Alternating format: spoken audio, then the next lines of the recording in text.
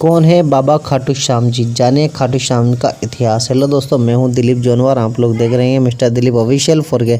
तो आइए शुरू करते हैं। दोस्तों, अगर आपने अभी तक हमारे चैनल को सब्सक्राइब नहीं किया हो तो हमारे चैनल को सब्सक्राइब कर लीजिएगा और बेल आइकन का बटन दबाना ना भूलें। तो आइए चलते हैं आगे। कौरव वंश के राजा दुर्योधन निर्दोष पांडवों को सताने और उन्हें मारने के लिए लक्ष्य गृह का निर्माण किया था। जी हाँ दोस्तों, पर सौभाग्य से वे उसमें से बचकर निकल और वनवास में रहने लगे।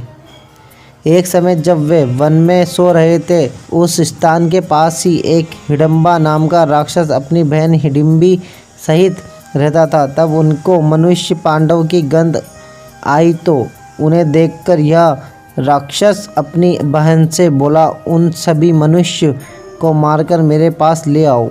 जी हाँ दोस्तों, अपने भाई के आदेश से वहाँ आई, जहाँ पास ही सभी भाई द्रौपदी सहित सो रहे थे और भीम उनकी रक्षा में जाग रहा था। भीम के स्वरूप को देखकर हिडिंबी उस पर मोहित हो और मन में यह सोचने लगी, मेरे लिए उपयुक्त पति यही हो सकता है। उसने भाई की परवाह किए बिना भीम को पति मान लिया। कुछ देर बाद हिडिंबी के वापस न लौटने पर हिडिंबा सुर वहाँ आया और स्त्री के सुंदर भेष में अपनी बहन को भीम से बात करते देख क्रोधित हुआ। हिडिंबी के अनुसार विनय में माता कुंती व युधिष्ठिर के निर्णय से दोनों का एक गर्भधान विवाह हुआ। अवधि के अंतर्गत हिडिंबी गर्भवती हुई और एक महाबलवान पुत्र को जन्म दिया। बाल सहित होने के बालक घटोत्कच रखा गया। हिडिंबा ने कहा कि मेरा भीम के साथ रहने का समय समाप्त हो गया और वह आवश्यकता होने पर पुनः मिलने के लिए कहा। वह अपने अभीष्ट स्थान पर चली गई।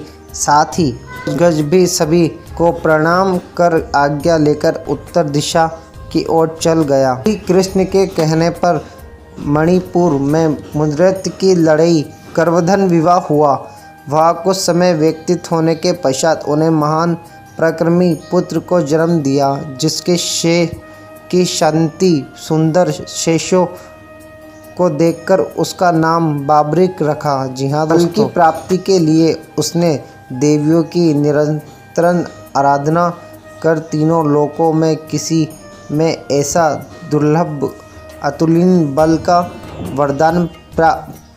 वरदान पाया। देवियों ने बाबरिक को कुछ समय वहीं निवास करने के लिए कहा और वह कि एक विजय नामक ब्राह्मण आए, उनके संग में तुम्हारा और अधिक कल्याण होगा। आज्ञा अनुसार बाबरिक वहां रहने लगा।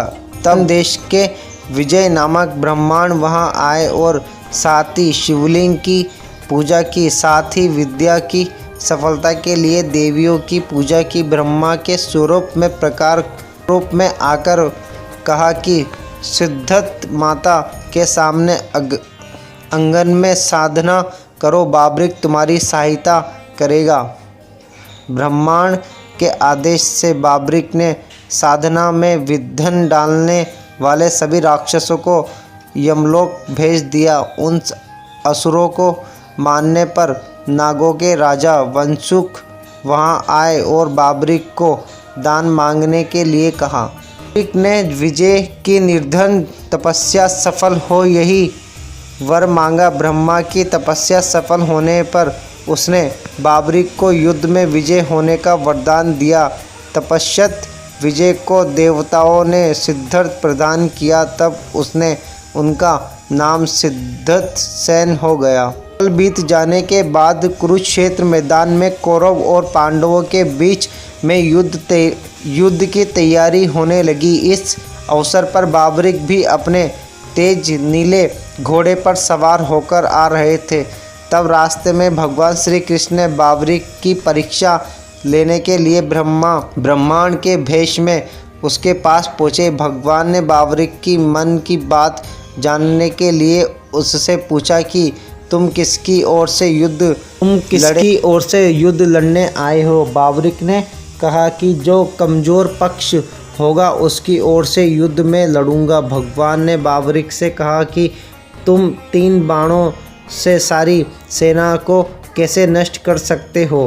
तब बाबरिक ने कहा कि सामने वाले पीपल वृक्ष के सभी पत्ते एक बाण से ही निशाना हो जाए और दूसरा उसके भेद देगा। श्री कृष्ण ने मुट्ठी व पैर के नीचे 2 पत्ते छिपा लिए, पर देखते ही एक बाण से क्षण भर में ही सब पत्ते बिंद गए। तब श्री कृष्ण ने देखा वास्तव में यह एक बार में सबको यमलोक भेज सकता है। ब्रह्मांड ने बने श्री कृष्ण ने बाबरिक से याचना की। तब बाबरिक ने कहा, ब्रह्मांड क्या चाहते हो? तब श्री कृष्ण ने कहा कि क्या सबूत है, जो मैं मांगूंगा वह मुझे मिल जाएगा। तब बाबरिक ने कहा, जब वचन की बात की है तो तुम प्राण भी मांगोगे तो मैं मिल जाएंगे। तो ब्रह्मांड के भेष में नटवर बोले, मुझे तुम्हारा शीश का दान चाहिए। यह सुनकर बाबरिक स्तब्ध रह गए और बोले, मैं अपना वचन हर्ष पूरा करूँगा, पर सत्य कहो आप कौन हो। तब कृष्ण ने अपना विराट स्वरूप बताते हुए कहा कि मैंने यह सोचा कि यदि तुम युद्ध में भाग लोगे तो दोनों कुल पुण्य नष्ट हो जाएगा। तब बाबरिक ने कहा कि आप मेरे शीश का दान तो ले लीजिए, पर मेरी एक इच्छा है कि मैं युद्ध को आखिरी तक देख सकूं। तब भगवान ने कहा कि तुम्हारी यह इच्छा पूरी होगी। तब बाबरिक ने अपना शीश धड़ से काट कर दे दिया। शीश का अमूर्त झाड़ियों के सहारे पहाड़ों के ऊंचे शिखर पील वृक्ष पर स्थापित कर दिया। 18 दिन तक चले युद्ध में पांडवों को विजय प्राप्त हुई, साथ ही उन्हें अपनी जीत पर घमंड हो गया। तब कृष्ण उन सबको लेकर वहां पहुंचे और कहा, बाबरिक का सिर स्थापित था। बाबरिक के सामने पांडव अपनी वीरता का बखान करने लगा। तब बाबरिक के सिर ने कहा कि आप सबक घमंड करना व्यर्थ है। जो जीत श्री कृष्ण की नीतिज्ञा से ही मिली है।